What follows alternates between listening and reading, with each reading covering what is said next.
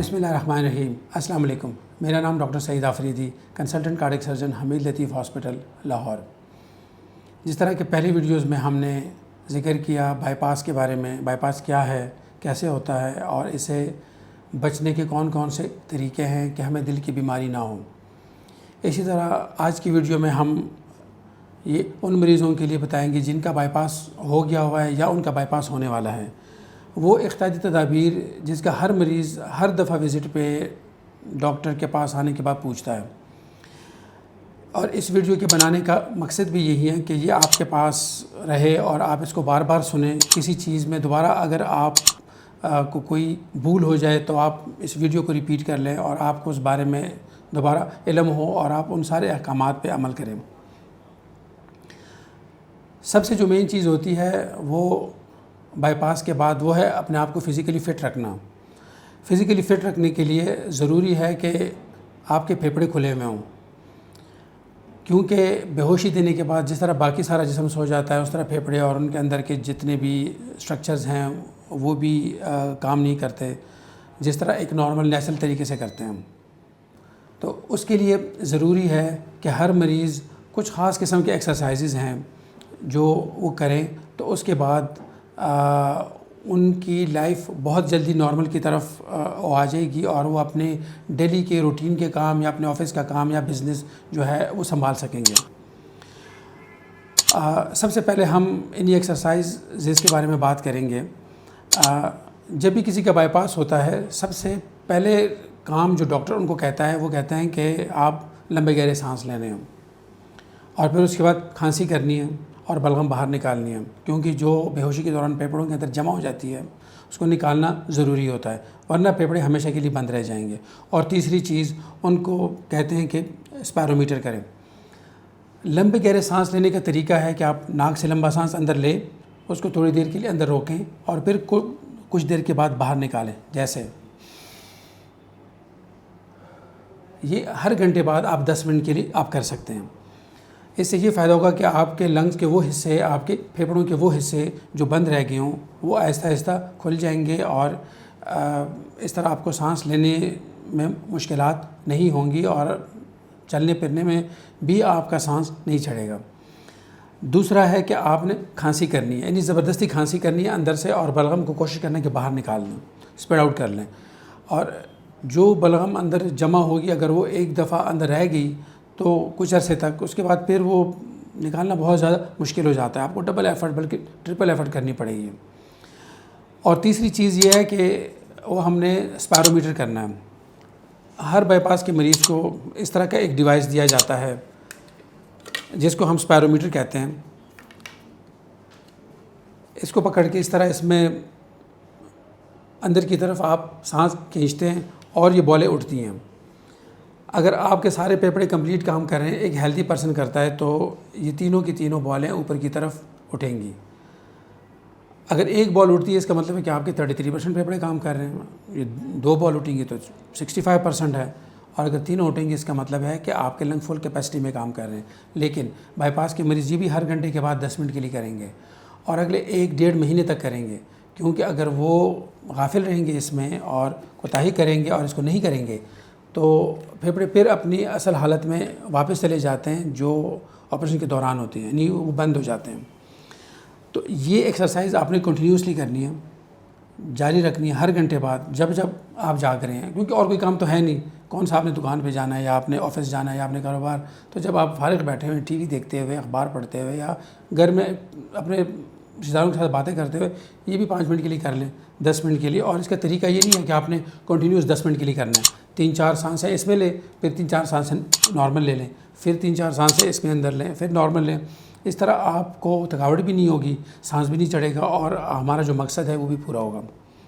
اس کا پھیپھڑے کھولنے کا جو مین فائدہ ہے وہ ایک تو سانس لینے کا ہے ہی ہے، دوسرا یہ ہے کہ اللہ تعالیٰ نے جو ہمارے پھیپھڑے بنائے ہوئے ایک فکسڈ کیویٹی میں بنائے ہوئے ہیں جس کے اندر کوئی گیپ نہیں ہے، بالکل معمولی سا، جس میں پانی ہر وقت بنتا رہتا ہے اور ایبزارب ہوتا ہے تاکہ وہ موئسٹ رہے وہاں پہ، وہ پھیپھڑے جو ہے ڈیمیج نہ ہوں۔ اب اگر ہمارے پھیپھڑے اگر بند رہ جاتے ہیں اگر وہ فار ایگزامپل 10-15%, 20% بھی اگر وہ بند رہ جاتے ہیں، یہ میں مریضوں کے لیے ان کی عام اصطلاح میں بات کر رہا ہوں تاکہ ان کو سمجھنے میں آسانی ہو. اگر وہ بند رہیں تو وہ پانی جو ہے وہ ٹرکل ہوگا، یعنی وہ نیچے کی طرف آئے گا اور لنگ کے نچلے حصے میں وہ پانی جمع ہوگا. اب جب وہ پانی جمع ہوگا اور اس کی مقدار زیادہ ہوتی جائے گی روزانہ، چونکہ پھیپھڑے بند ہیں، وہ اور پھیپھڑوں کو اوپر کی طرف پش کرتا جائے گا، پھیپھڑوں کا اور حصہ بند ہوتا جائے گا اور وہ پانی بڑھتا جائے گا. اس کو ہم پلورل ایفیوژن کہتے ہیں.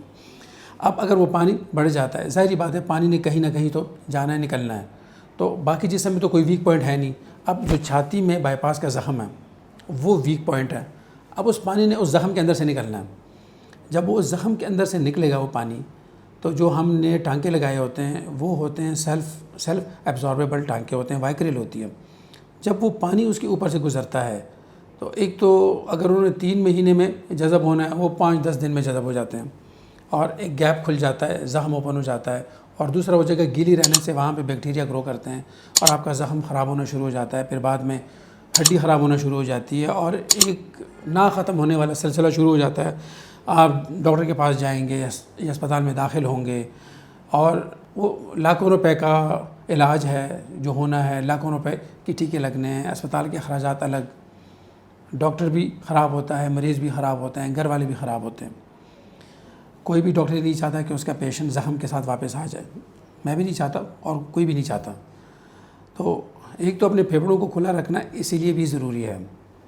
سب سے مین فائدہ سانس میں دشواری نہیں ہوگی. دوسرا فائدہ آپ کے زخم میں سے پانی نہیں آئے گا، کیونکہ پانی اندر بنے گا نہیں تو پانی آئے گا کہاں سے. تو اس پانی کو بننے کے عمل کو روکنے کے لیے سانس کی ورزش، اس پہ میں کہتا ہوں کہ میں اگر 10 گھنٹے بھی آپ سے بات کروں نا تو شاید وہ کم ہے، تاکہ آپ لوگوں کو بار بار ذہن نشین ہو جائے. سب سے پہلا لمبے گہرے سانس لینے، سانس ناک سے اندر لے کے روکنا ہے، پھر منہ سے باہر نکالنا ہے. کھانسی کرنی ہے زبردستی اور بلغم نکالنی ہے. تیسرا اسپیرومیٹر کرنا ہے. یہ جس طرح آپ کے ڈاکٹر نے آپ کو سمجھایا ہے ویسے ہی آپ نے کرنا ہے. اس کے بعد ایک اور دوسری بڑی چیز جس کے بارے میں ہر مریض ہم سے پوچھتا ہے، کبھی کبھار ایسے ہوتا ہے کہ مریض میرے پاس آتا ہے آؤٹ ڈور میں آپریشن کے 7-10 دن بعد، جب ہم ان کو دوبارہ فالو اپ کے لیے بلاتے ہیں. یقین کریں ان کے ساتھ بیٹھنا مشکل ہو جاتا ہے، یعنی اسمیل آ رہی ہوتی ہے. پوچھتے ہیں نہائے نہیں ہو؟ نہیں ڈاکٹر صاحب ہم تو نہیں نہائے. آپ یعنی ہم نے ان کو سمجھا کے بھیجا ہوتا ہے کہ نہانا ہے، زخم کو صاف رکھنا ہے، دھونا ہے اسے، وہ اس چیز کا بالکل خیال نہیں رکھتے. ہمیشہ میری بات یاد رکھنا کہ گندی چیز ہمیشہ خراب ہوتی ہے اور صاف چیز کبھی بھی خراب نہیں ہوتی. اس کی سب سے بڑی وجہ یہ بھی ہے کہ ہر مریض کے اندر بھی ایک بہت بڑا پروفیسر رہتا ہے اور اس کے گھر میں بھی 2-4 پروفیسر ہوتے ہیں، بڑے بڑے ڈاکٹر ہوتے ہیں، اور گلی محلے میں تو سارے کے سارے وہ بڑے بڑے پرنسپل ہوتے ہیں، پروفیسر ہوتے ہیں جو ان کو مختلف مشورے دیتے ہیں.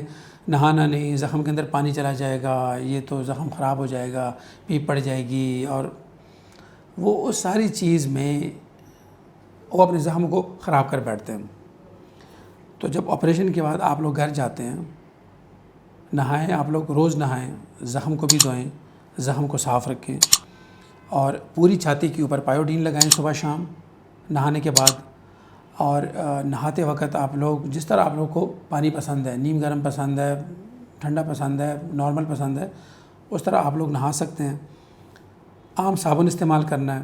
میں تو ہمیشہ ہی ایڈوائز کرتا ہوں کہ دوائی والا صابن استعمال نہیں کرنا. دوائی والا صابن میں اس کو کہتا ہوں جس کے اندر جس طرح ڈیٹول، لائف بوائے یا پھر سیف گارڈ اس قسم کے ہوتے ہیں. میں بالکل عام سادہ صابن جس کے اندر یہ ساری چیزیں نہیں ہوتی، عام سادہ نہانے والا صابن وہ آپ استعمال کریں. زخم کے اوپر بھی لگا سکتے ہیں. دھونا ہے زخم کے اوپر، وہ جو کالا کالا بن جاتا ہے جس کو ہم اسکیب کہتے ہیں، وہ سارا آپ نے صاف کرنا ہے، اتارنا ہے. وہ زخم بالکل بھی خراب نہیں ہوگا. خراب ہوتا تب ہے جب آپ اس کے اوپر، کبھی کبھار ایسا ہوتا ہے بالکل ایک تھک سی لیئر بن جاتی ہے، ایک موٹی لیئر کے ساتھ آ جاتے ہیں. یہ کچھ احتیاطی تدابیر ہیں جو مجھے لگا کہ مجھے آپ لوگوں کو بتانی چاہیے، اور کیونکہ ہر مریض کا یہی سوال ہوتا ہے. اور اس پہ اگر آپ لوگ عمل کریں گے تو امید ہے کہ 95% آپ کے زخم اور آپ کے سانس لینے کے مسائل جو ہے وہ ختم ہو جائیں گے. ایک اور چیز جو بہت زیادہ ضروری ہوتی ہے اور وہ ہم ہر مریض کو بتاتے ہوتے ہیں، وہ ہے چیسٹ بائنڈر کا باندھنا. وہ چیسٹ بائنڈر ایک بیلٹ ہوتی ہے جو ہم چیسٹ کے ارد گرد بندھواتے ہیں.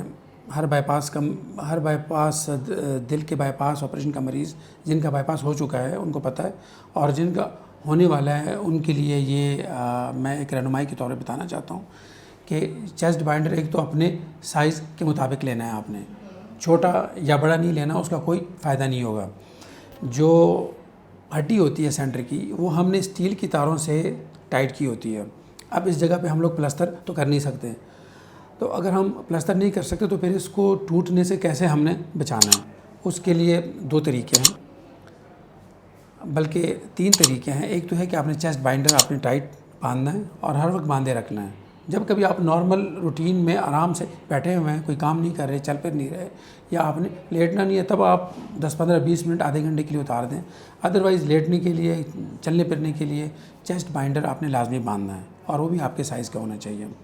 اور دوسرا، آپ نے سوتے وقت کروٹ نہیں بدلنی، کم از کم 2 مہینے تک۔ چیسٹ بائنڈر بھی 2 مہینے تک آپ نے باندھے رکھنا ہے، اور آپ نے کروٹ بھی 2 مہینے تک نہیں لینی۔ اس کے لیے آپ کو سیدھا لیٹنا پڑے گا۔ اگر آپ کو بہت زیادہ مشکل ہے تو جس سائڈ پہ آپ نے کروٹ لینی ہے، ہلکا سا آپ ایک سائڈ پہ بینڈ ہو کے دوسری سائڈ پہ آپ تکیہ رکھ لیں کہ کہیں آپ یعنی خواب میں یا جو نیند میں کہیں آپ واپس کروٹ نہ بدلیں اور وہ اسٹیل کی تاریں ٹوٹ نہ جائیں، کیونکہ وہ اگر ٹوٹ گئی تو یہ جو ہڈی ہے جو ہم نے بالکل الائن کر کے ٹائٹ کی ہوتی ہے وہ ایسے ایک دوسرے کے اوپر آ جائیں گی اور اسٹیل کی تاریں ٹوٹ جائیں گی، اور اگر اسٹیل کی تاریں ٹوٹ گئیں اس کے لیے پھر ہمیں دوبارہ اس کو جوڑنا پڑتا ہے، اور اس کے لیے دوبارہ پھر آپ کو اس پروسیس سے گزرنا پڑے گا۔ آپریشن ہوگا، بے ہوشی ہوگی، اسپتال میں رہنا ہوگا، اور پھر بھی آپ کو 2 مہینے کے لیے احتیاط کرنی ہوگی۔ تو کیوں نہ آپ لوگ یعنی پہلے سے ہی احتیاط کریں۔ اور اس کے علاوہ جو پاؤں کا زخم ہے اس کے اوپر وہ جراب ہم نے چڑھانی ہے، لیگ اسٹاکنگ کہتے ہیں اسے، اور سوتے وقت اس کے نیچے 2 تکیے رکھ کے اس ٹانگ کو تھوڑا سا اونچا رکھنا ہے تاکہ اس کے اندر سویلنگ کم ہو۔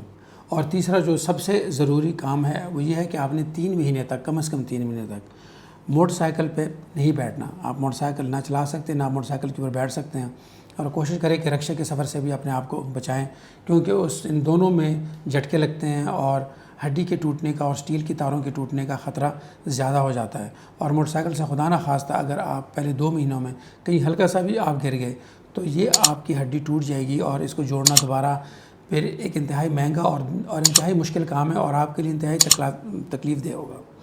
تو یہ چند احتیاطی تدابیر ہیں جن کے اوپر آپ لوگوں نے عمل کرنا ہے۔ انشاءاللہ سب کچھ ٹھیک رہے گا اور آپ لوگ بہت جلدی اپنے نارمل لائف میں آ جائیں گے۔ اس کے ساتھ ہی ڈاکٹر سعید آفریدی کو اجازت دیجیے۔ انشاءاللہ اگلی ویڈیو میں نئے ٹاپک کے ساتھ آپ کے سامنے حاضر ہوں گے۔ فی امان اللہ۔